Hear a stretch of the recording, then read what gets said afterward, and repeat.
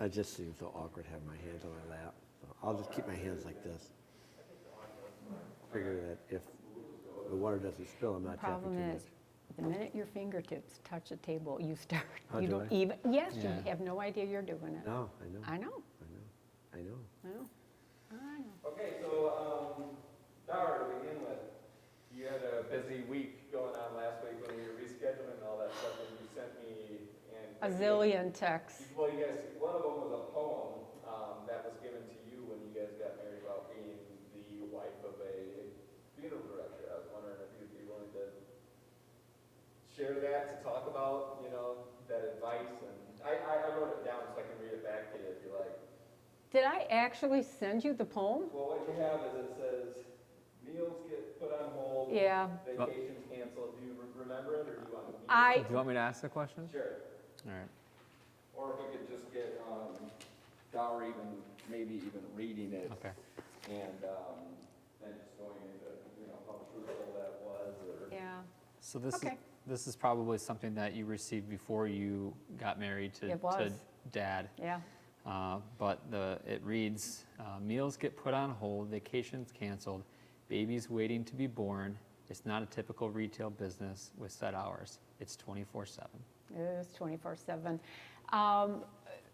At one of my bridal showers, Grandma, gave me this board. It was kind of like a decoupage board. It had a little poem on it, The Life of a Funeral Director's Wife.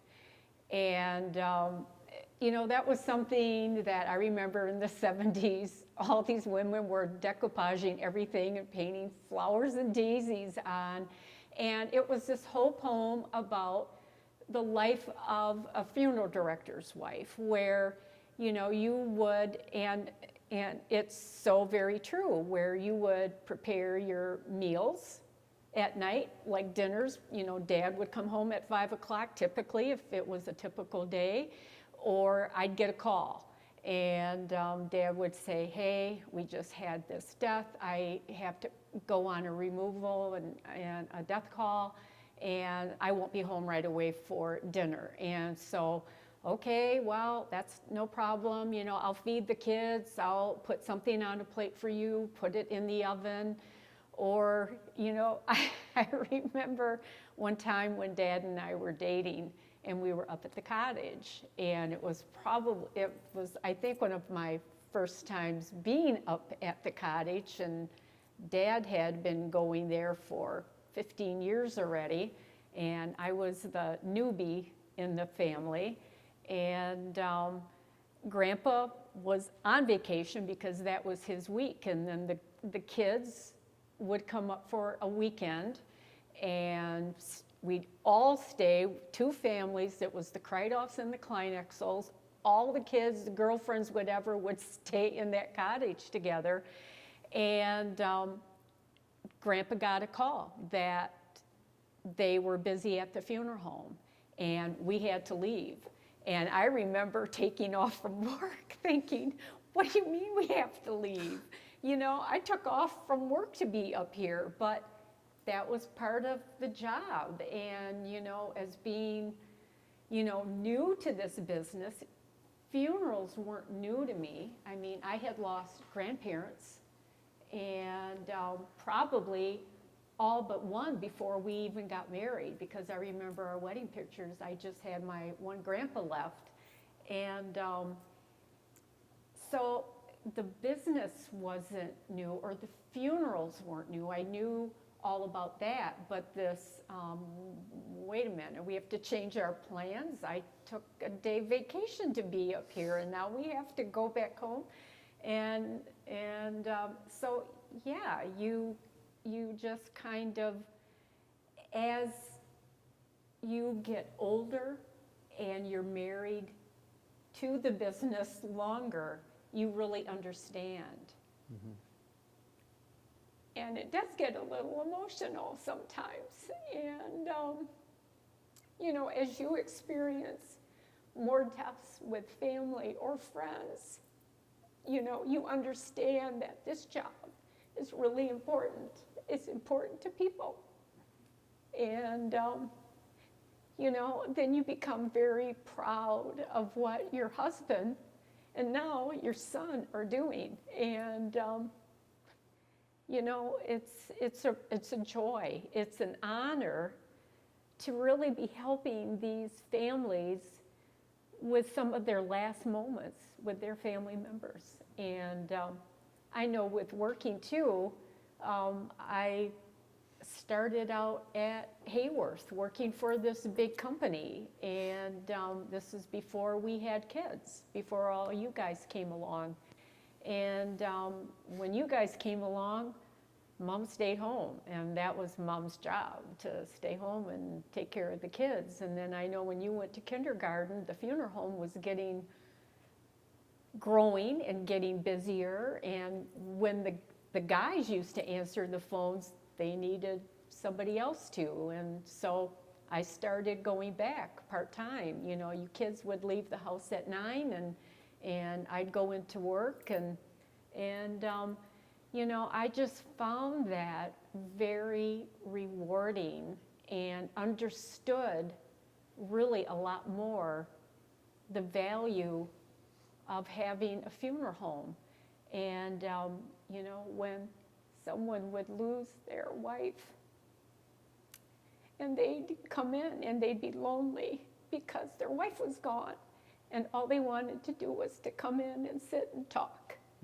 And you put all your paperwork away and you sat and talked to them. And it could have been for a half an hour, it could have been for 45 minutes. But that's what was important at that time, was to help that person through. And I remember you had somebody that was paying over a lengthy time, I mean years. And he would I come, do. this gentleman would come in, and From I Thinville. think he just enjoyed talking to you once a month. He brought me tomatoes in the summer.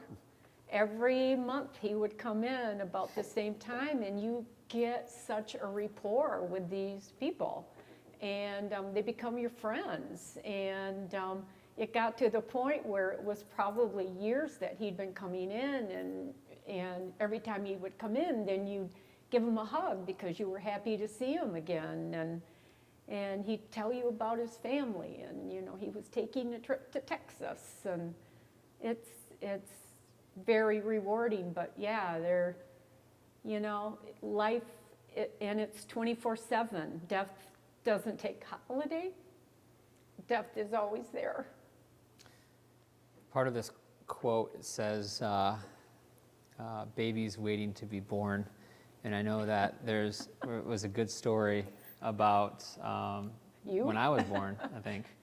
So and it has to do with part of this job, right? It does have to do with part of this job. Yeah, you were, I don't want to say unexpected. We'd been trying to have kids for a long time and went through the adoption process and adopted Carrie and Katie. And then when Katie was about a year old, we found out we were going to be having a baby. And so you were born in December, just like all of your kids are. And I went to the doctor that day, and he said, you know, your water broke, you should go to the hospital. So that was on a Monday, I'll never forget it. So I called my mom to come and watch Carrie and Katie, and I called Dad at noon and said, hey, we're going to have a baby born today. So I'm thinking, this is pretty good, this is pretty easy, this, you know, felt pretty good. And so Dad and I went to the hospital, and I remember at that time, Holland Hospital, it was one of the first times they had their new birthing room, and it was one person only, and I was the one that was there in time to have it. And got ready, and at dinner time came, and they came in with chicken dinner for me, and guess what? Mom couldn't have it, so he ate my dinner. And then Grandpa called and said, hey, we have a death call, and it's in, I believe it was Saugatuck. Yeah, you're right. And yeah, see how well I remember that? And that was almost 36 years ago. And so Dad just kind of looked at me and said, what do you think? You know, we have a death call. And I said, you're going to have to go. So he did. But Did you make it back in time? Yeah, I did. as it turns out, you weren't born until Wednesday morning. So, and we had somebody who was working as a nurse in the Bovin Birth Center, and she was there Monday and was so excited to see us, but she had Tuesday off, and she came back in on a Wednesday morning, and she said, what did the Kleinheksels have? And they said, Kleinheksel? We don't have a baby Kleinheksel. And she thought, oh my word, what happened? And I was in OR because ended up having a C-section for Cort. So you weren't born when she got in at 7 o'clock in the morning. You were born at 9:30. So, you know, even in those situations, you know, there's somebody else that needs you. And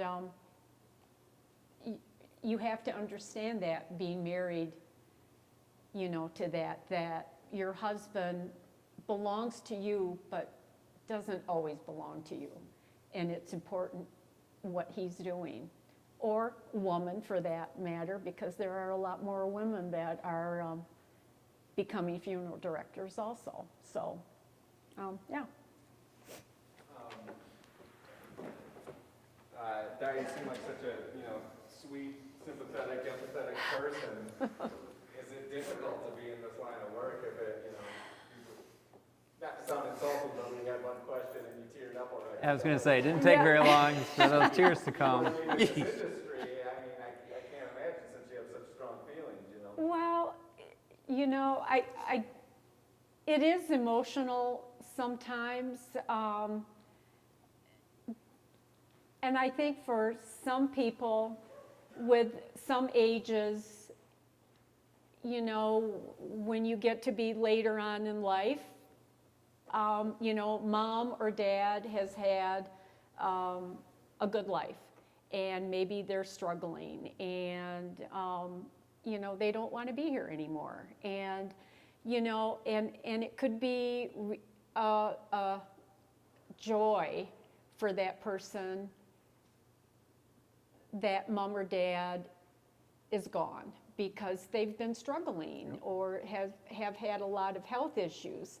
You know, and I think with those kind of situations, you don't take it for granted and you feel the family's pain, but yet you celebrate with them. There are other situations where, you know, it's a close friend or a family member. And, you know, as humans, we all have emotions. And where, yes, every day it's a job that we go to, not every day is the same, like you said. Things are different. And when it's a family member or a close friend, they're hard times. Yeah. They're hard times, but, you know, some of them we cry at. We've had services where we've cried. But, you know, what's important too is to have a level head and a clear mind, because they're counting on you to not be an emotional wreck. Yeah, to get they're through. counting on you to be a clear mind to make decisions for them or help them, guide them through those decisions. Right. And if you're too emotional, it's difficult to do that. Yeah. You know, and so but you have to balance the two. Right, but I also think there are times when, you know, people come in and they just want a hug and they want to know that you're human too, Yeah. and that you feel for them. And so, you know, I've cried with complete strangers, you know, because they are emotionally struggling, and for you to wrap your arms around them and to cry with them, that brings that emotional and connection to them as a person that maybe you don't even know. that, God, this person really cares about me. And for me, that's, you have to like people in order to do this job. I think what you're really implying is, and one of the things that I could do better, and what I've learned from you and Cort both, is just to listen, be a good listener. And it's not always easy, and not for me, but I've heard that from both of you, that you just are good at listening to people and not always reacting. Yeah, to hear what they have to say, and even if they tell you a long story about their loved one and you're thinking, oh man, my dinner's waiting for me, and I want to get home to my meal, you're there in the moment with that person. And it's taking the time and listening to them and, their story about their loved one. That's very important. And I think our industry, the people that do this for a living are those people who care. I mean, they do care. It's not like they're, it's just a day-to-day job for them. Every family that we work with, and I think most funeral directors, nationwide, it's a ministry. It's something where they care, but they also know that in order for them to do a good job, they have to separate the emotions from their job. Right. But you can still be empathetic, and you Right. can, obviously, if someone loses their wife, I have a wife, and you can relate. So you know what they're going through, and you know how difficult it can be, but Yeah. But you still Yeah. have to separate the two. You have to separate it. And, you can relate, but unless you're going through it yourself, Right. it's still, difficult to be in their shoes. Yep. Because you haven't experienced, like somebody loses their husband. I can relate and I can empathize with them, but I still have you next to me. So, but all three of us, we worked in the service industry as young kids. I mean, as teenagers. Mm-hmm. You worked at Clearbrook as a wait staff person. I worked at a restaurant called Mr. Bill's, if anyone remembers Mr. Bill's, South Washington. And Dad worked at Muzzy's, and it was service and serving people and families and making a connection and a rapport with people. And I think you have to love being with people to do what you guys and what our family does. So since you became part of the family and became part of the business, you've seen so much growth in the business. You guys have broken ground on new facilities and been able to hire much more staff and Yeah. just grown all the vehicles and stuff. Could the three of you guys talk just about the success, the growth, and Yeah. the motivation that goes into that? I think, like Craig said, we have a really good team, and I would go even further to say we're family. And, we all rely on each other. And Cort, you said too, everyone's got their strengths where they shine, but we all back each other up. And that's a family, and that's what families do too. You back each other up. And we've been so incredibly fortunate with the staff that we have. And, sometimes one of our employees will come up to us and say, hey, I've got a friend, or I know of someone who really might like to do visitations or would be good doing something else. And you kind of trust their judgment. And I know with especially two of our secretaries that we have, one was able to let me retire a year ago.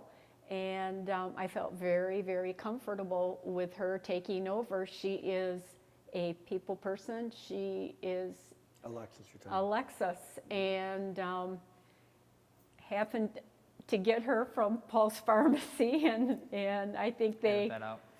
yeah, look at me every time I walk in there and think, yeah, she got one of our girls. But, you know, I think everyone has a goal and a place, and, you know, if you have a faith, I know Alexis too was, you know, thinking, where am I supposed to be? And when we hired her, she had said to me, you know, when I was in high school, my mother said to me, you ought to work for a funeral home. Now, I don't know about you, but I don't know too many parents that would say to their child, you ought to work for a funeral home.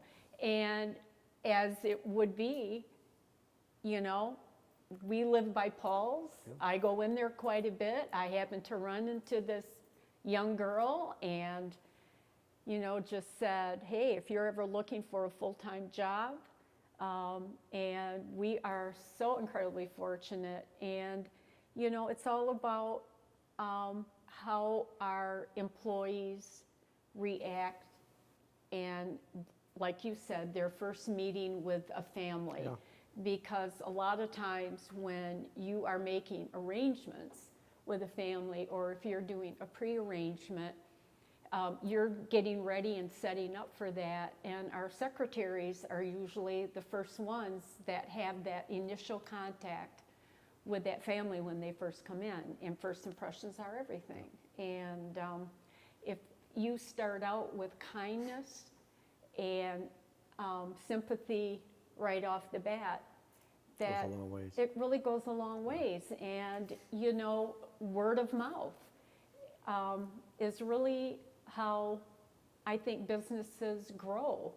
When, you know, families say, you know, boy, they've got great employees there. Their staff is really, really good. And One of the things that Stephen mentioned about growth, and I think we have to also make sure that we give credit to the people that were there before us, that had the foresight to build in 1969 our Northwood Chapel. right, I mean, that was Carol and my dad and my grandfather. right. But And that was an also, investment. also John Dykstra. I mean, you know, for him to take over the business, and with George Asling in Saugatuck, they had an association probably in 1904, where George was kind of new to the business, and George was conducting a funeral service and had a heart attack, and John came in and talked to the wife and said, you know, hey, I'll help step you in, help out. you. I'll Yep. step in. You stay here. You know, oversee the business, and keep this connection in Saugatuck. And, you know, what a great thing to do. And you know, and then with Grandpa coming in to the business, and always looking forward, and, you know, where does the growth need to be, and where can we best serve our families, and seeing the foresight, like you say, to go to the north side and open up a chapel. And then with us in '84, acquiring Mulder Chapel. And, you know, Yep. Yeah, and I think, I mean, obviously, every employee that has worked at the funeral home has a piece of that growth and a, you know, contribution to that, because everyone did their part, you know. everyone did their part. And people that I'm still meeting, there was a day where a part of our help came from Hope College and Western SEM. There were a lot of students that would work part-time for Mr. Dykstra, and so I would hear from time to time people that would say, you know, I used to work for you. And then they'd have this story about how they worked part-time. Maybe it was just painting, you know, or something like that in the summer times. But Mr. Dykstra was good at hiring people from the college. And from the community. Yeah, and for the community. So there's just tons of people that have worked for us at some point over the years. We've all contributed to the Yeah, growth. oh, absolutely. Yeah.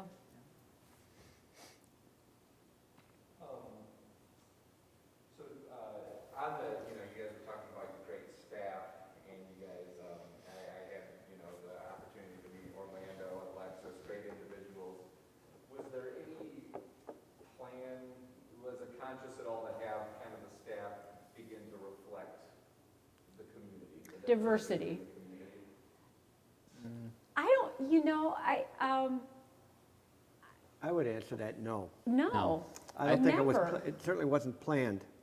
It's their personality. I remember when Orlando came to us, he just happened to walk in one day and said, I'm interested in the funeral business. Is there someone I could talk to? And at that time, I think Dan was there. He Yep. was the only one that was in his office that day.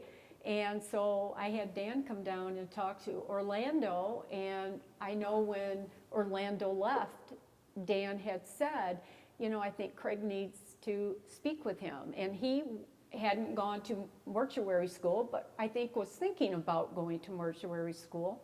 And I don't, it's their personality. Yeah. It's a personality. It certainly wasn't something that I had made a conscious decision that that's what we needed to do, diversify our staff, but sure did work out well. Yeah. And, it's true, but everybody has gifts, Dave came from a background in probably a different family style than I did. His family was much more strict, I think. And really has a kind heart and he's just done a wonderful job for us as well. Yeah, I mean, with the current staff that we have right now, we all come from pretty different backgrounds, like you just said, and different cultures, and which helps us immensely, as we grow but working with the community, because the community is all different cultures, and it's great that we have, representation of those cultures within our staff, to help us learn, how to best serve their families too. Absolutely. Yep. Cort, maybe you could prompt this one. Sure. But the corporate funeral home versus the family-owned funeral home, what are the differences? What? You're a dying breed, really. Yeah. We better be So- careful how we say this. So, We have to be careful because we're talking about, what we're really talking about is a company that has come in and bought one of our competitors. So whatever we say is going to sound like we're, let me just ask the question. you're going to want, you I'm want gonna- me to answer it? Yeah, he wants. Yeah, I think it's unique to have a family-owned business. Okay. So in our industry, it's pretty common, or less common for family businesses to be continuing. Yeah. There's more corporations who are buying up funeral home businesses, family businesses. So what kind of separates us from those larger funeral homes or corporate-owned funeral homes? Well, I think, I would like to believe part of it is our history, because it's been in the family, and we've tried to maintain some standards and continue to try to keep the same standards. With a larger corporation, maybe, I can't speak for all of them, but maybe some of the things that are important to them may not be what we feel are important and what we can offer our families. It shouldn't always be about the bottom line. It should be about people in our community that we've been serving many, many years and want to continue to serve. Yeah, and I think, service is something that we pride ourselves in, and I like to use the term old-fashioned customer service, where people might not be used to people opening car doors for them, obviously opening the doors to go into our funeral homes, helping people with wheelchairs, just trying to do everything that you possibly can to serve not only the family that you're working with, but also the people that are coming Yes. to be there in support of those families. So I think that we've done a really good job of that, and that probably would be one of the things that I would say separates us from some larger funeral homes. But also I think we pay a lot more attention to detail too, appearance, things like that, where it might be a afterthought for some places, some funeral homes, but that's still, for us, a very important part of the funeral experience. That's what you were taught. Yeah. I mean, that came from Grandpa, or as we'd like to call him, Pa, Yeah. and your dad, and you. I mean, you instilled that into our team members or our family, and the importance of being details. small details and being personal Yeah. with our families. So there's been 4 generations of Kleinheksels, which is a very long history and longer than it's been a Dykstra funeral home. Has there ever been any consideration to change the name? Well, it's a brand, so I don't think it'd be smart to change the name. Well, and really, Dykstra to Kleinheksel?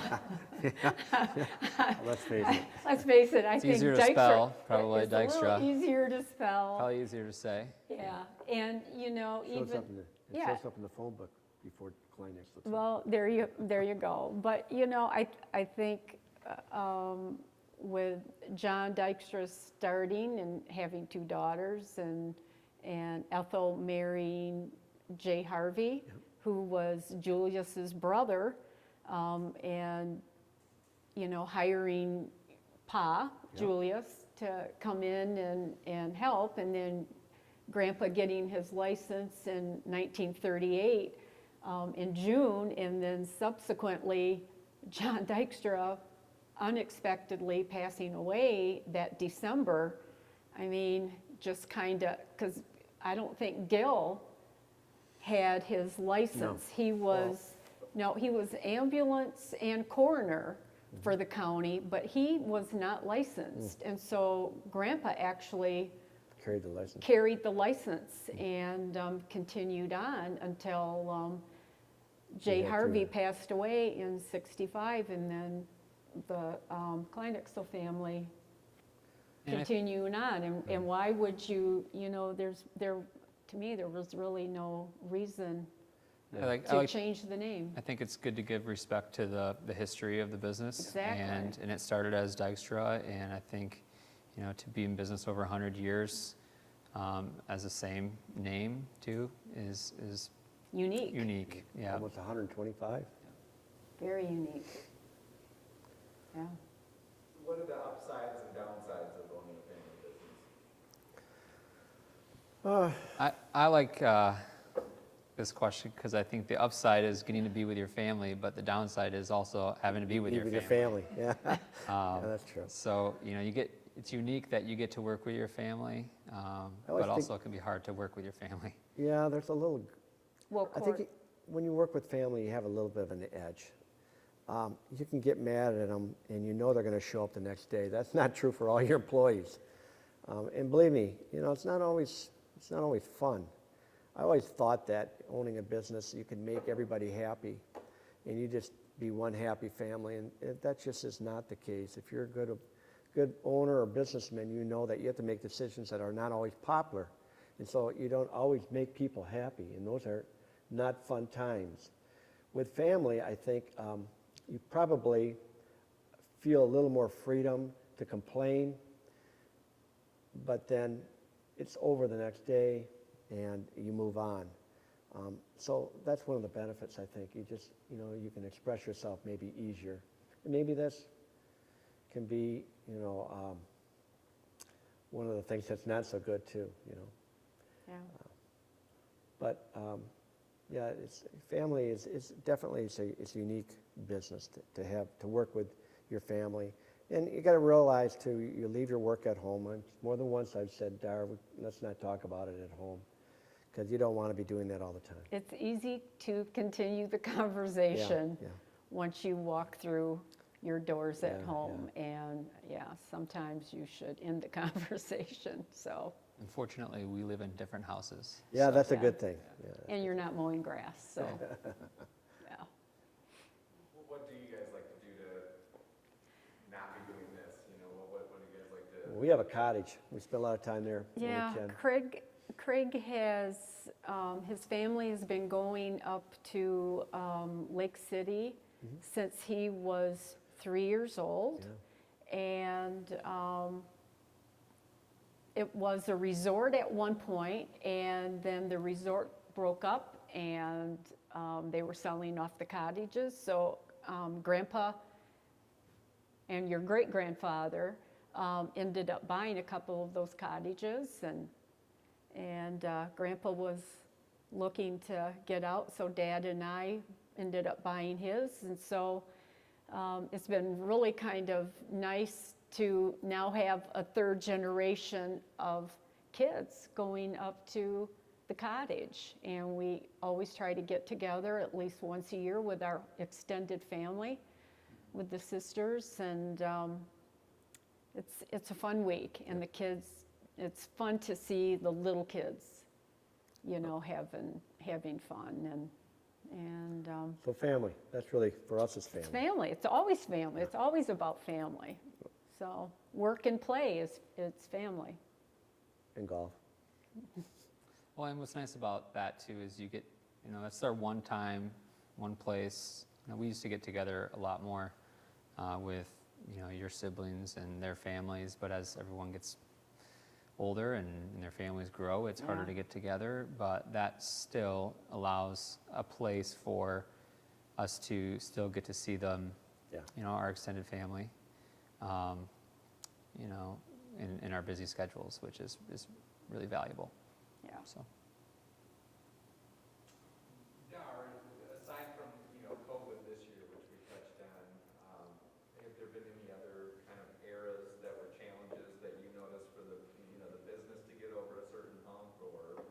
Well, yeah, there was one where, was it 2008, where the economy took a real hit. And, you know, and we've seen the business change from when you were first in it, where more people, I think, were doing full services with, you know, traditional burials. And when 2008 hit, we kind of had to rethink the whole, I think the whole industry kind of had to rethink, where we were starting to see more cremations and, you know, adapt for that change in our industry. And There was tough times, and a lot of businesses would probably agree. There was times, we do a lot of pre-need work with families that come in and want to find ways of putting monies aside for their death. And so we do a lot of trustings of monies. And during that time, there were a lot of people that money that they thought they had was lost in the market because the market turned south. And so those were tough times to talk with families that said, hey, I used to have that money, I don't have it anymore. And those were tough times for us, as well as most businesses in Holland. yeah. During those tough times, are you guys able to make accommodations to help out a grieving family, or the business is a business? Certainly we don't want to turn anybody away, and we want to make sure we can accommodate people and work out ways of payment the best we can. And people understand that, and they appreciate that. We have a lot of different options for families. So I think, you know, part of our job is to direct families to make decisions that best fits their financial situation, you know, all those things. Yeah. You know, and 2008 was one of them. I wasn't here during that, but I'm guessing that would have been just part of our job is how can we work with your finances and make sure that we can still offer your family a really nice service within your budget that you're wanting to spend, and that's Right. just Right. another challenge. So Yeah. Yeah. Sarah, I forgot to ask at the beginning, you tell us your name, please, and your position in regards to the funeral? I'm Dar Kleinheksel. I was office manager at the funeral home and was able to retire a year ago, but I still am working on a less forefront of the business, where we just added on to our Northwood Chapel, and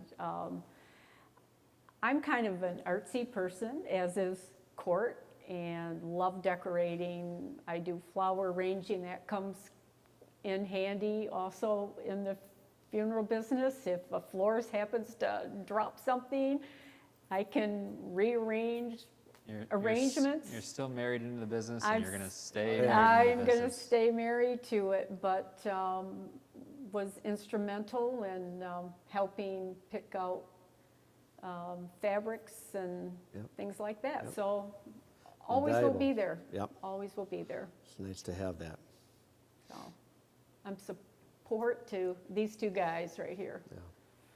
And that's a big deal. Ricky, is there anything with this setup that you would like to get out of it? Cort, ask Yeah. me a question. Okay.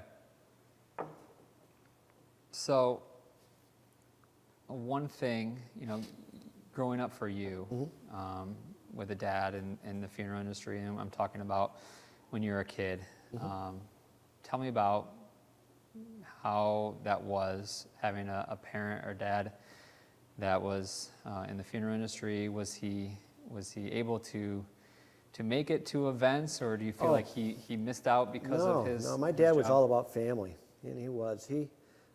He would be at all, if he could, he might not be on time, but he would be at all my sporting events. He would, it was always important to him, and it was important to my mom that they supported whatever we were involved in. And it might have been music, it might have been sports, but they were always there. And I could see him in the crowd because he was the guy with the white shirt on. He was always the guy, probably a little probably, overdressed in the crowd. But yeah, he was very supportive. So no, I can't say we ever missed out. We didn't go on vacations like maybe some families did, because we just, when he was starting out, his time was more, he didn't have time allotted for vacations. So the 1 week that we go up to the cottage was a big deal. And we did do some traveling, but I never felt like, I never felt like that he didn't have time for us. He always made time. But he was gone, after supper. He was gone doing visitations. He was gone on Sundays a lot, but I just grew up with that, thought it was natural. You just think that's what all dads did. So I never felt like it was, I was being cheated or anything. And he always included me, and that's probably why I fell into it, loving the business too, because he would take me along whatever I could, and I'd help him do small things, and it was just, and then there were coffees in the morning, and he'd take me along, and it was fun to sit around a round table with a whole bunch of people and interact with older people. It was a real learning experience. I, having been in this job now, I think I have so much more respect for the amount of times I saw Grandpa and Grandma at games. I mean, every one of our games, not just our family, but our cousins' Yeah. games, and how much I guess I probably took it for granted. And then the same for you all too.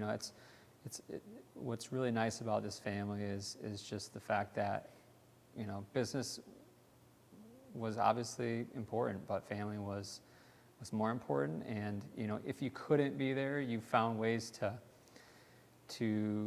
take me along too, like to Yeah. coffee. Oh, yeah. And I do that with my kids too. Yeah. You find ways to bring them to work so that you can spend time with them if you missed something else.